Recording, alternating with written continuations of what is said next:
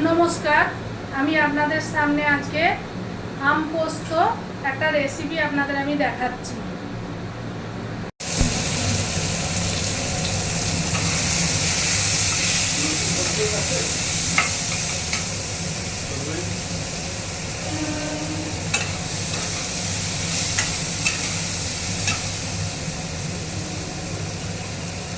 দেখুন, আমি একটু লঙ্কা বাটা দিলাম সামান্য,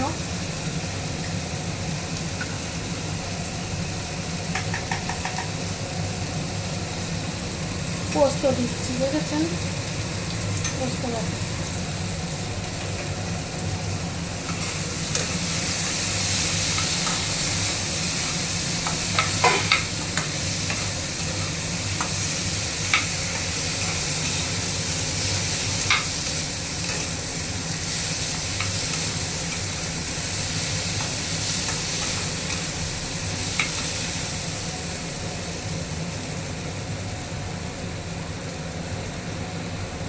এবার আমি জল দিয়ে দিচ্ছি।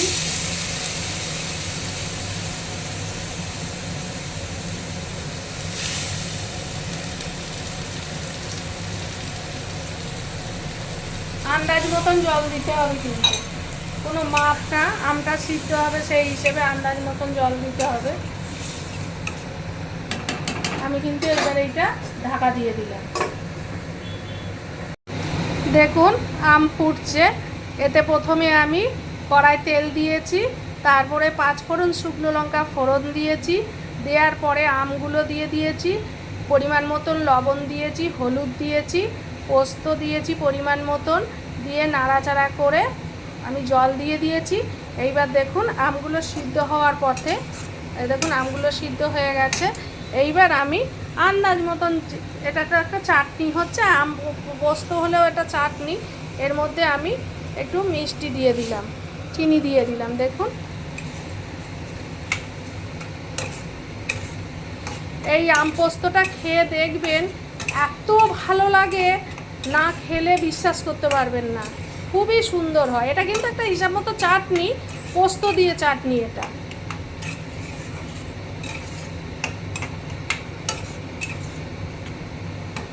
দেখুন,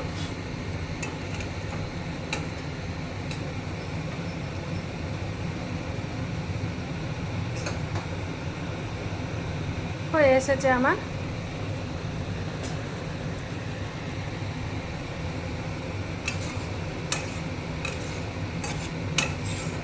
বুঝতেই পারছেন, নতুন নতুন রান্নাঘর খুলেছি, সামান্য ভুল ত্রুটি হবে, মার্জনা করে দেবেন।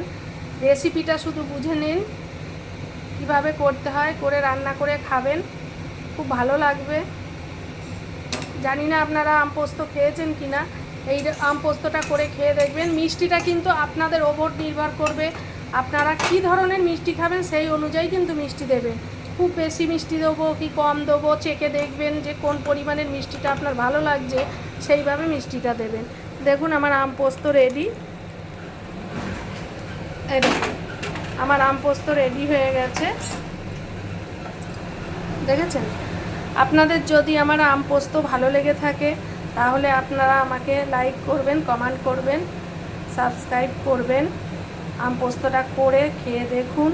আমি আগে বলেছি, আবারও বলছি, আমার মানুষকে রান্না শেয়ার করতে ভালো লাগে, আমি রান্না করতে ভালোবাসি, এবং আমি চাই আমার যে কটা রান্না আমি জানি দেখে আপনারাও করে খান। বিভিন্ন ধরনের রান্না মানুষের ভালো লাগে, করে খান। আশা করি খুবই ভালো লাগবে এই আম পোস্ত। এই আম পোস্তটাও কিন্তু পুরোনো দিনেরই রান্না।